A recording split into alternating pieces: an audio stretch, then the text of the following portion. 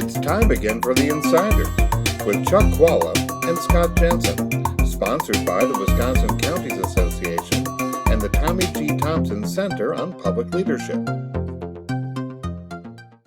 Hi, I'm Scott Jensen, former Assembly Speaker. And I'm Chuck Chvala, former Senate Majority Leader. And we're the Insiders. And one thing insiders know is that after a president gives an energetic State of the Union address, they try to extend that message to the states that are most important for their reelection. And President Biden came to Wisconsin. So, Chuck, does that make us the center of the political universe?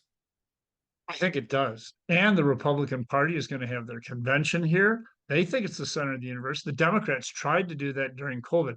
But let's go back to the State of the Union to start out. Even there, we're the center of the universe. Gwen Moore, my good friend Gwen Moore, is sitting next to Marjorie Taylor Greene on the floor of the House as Marjorie is berating President Biden. That was an interesting one, and there's a story behind that. But as you can imagine, Gwen and Marjorie Taylor Greene are about as far apart as you can get on the political universe. And then as we go through it, Eric Van Orden, a congressman from over in La Crosse, is adding to his reputation as a kid who doesn't play well in the sandbox, yelling out and challenging President Biden. I thought that was Marjorie Taylor Greene's game, but apparently it's his as well. Not going to stand him in good stead as he moves forward. This is like a guy who doesn't, it's bad enough to not have the temperament to be a judge. He doesn't even have the temperament to be a congressman, so that's not so good. But here's the deal. President Biden understands what Hillary Clinton obviously missed, and that is you got to go to Wisconsin, because Wisconsin really is ground zero in these, and it is part of the blue wall that Democrats need to win.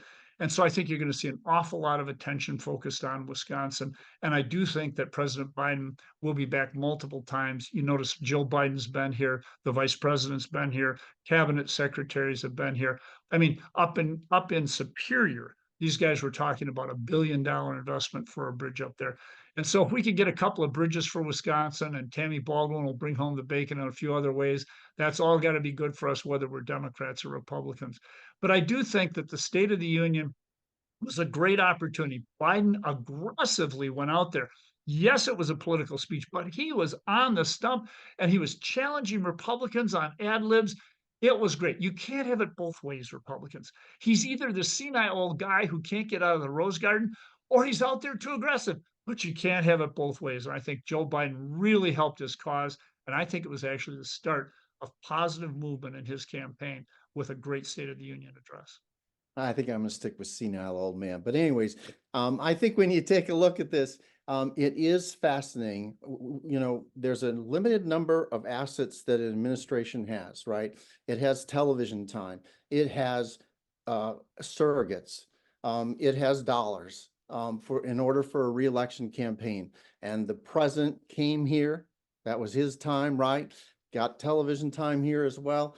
He has been sending the women of his administration. I think that's an important point too. He's not sending Pete Buttigieg or whoever the Secretary of Education is.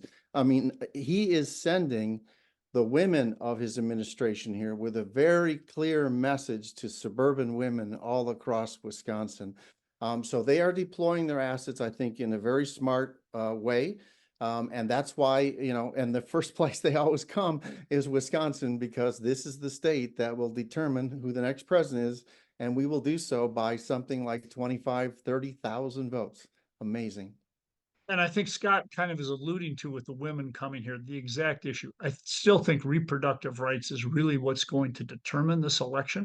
And I think it is something the Republicans cannot get away from, especially since Donald Trump continues to brag about putting those 3 justices on the Supreme Court who absolutely ensured that Roe versus Wade would be overturned.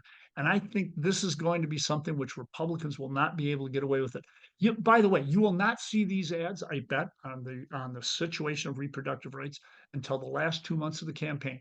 And it will be definitely the closing issue that you will hear from. And I think it will be the determining issue. We will see. We'll see you next time. You've been listening to The Insiders with Chuck Chvala and Scott Jensen, sponsored by the Wisconsin Counties Association and the Tommy G. Thompson Center on Public Leadership.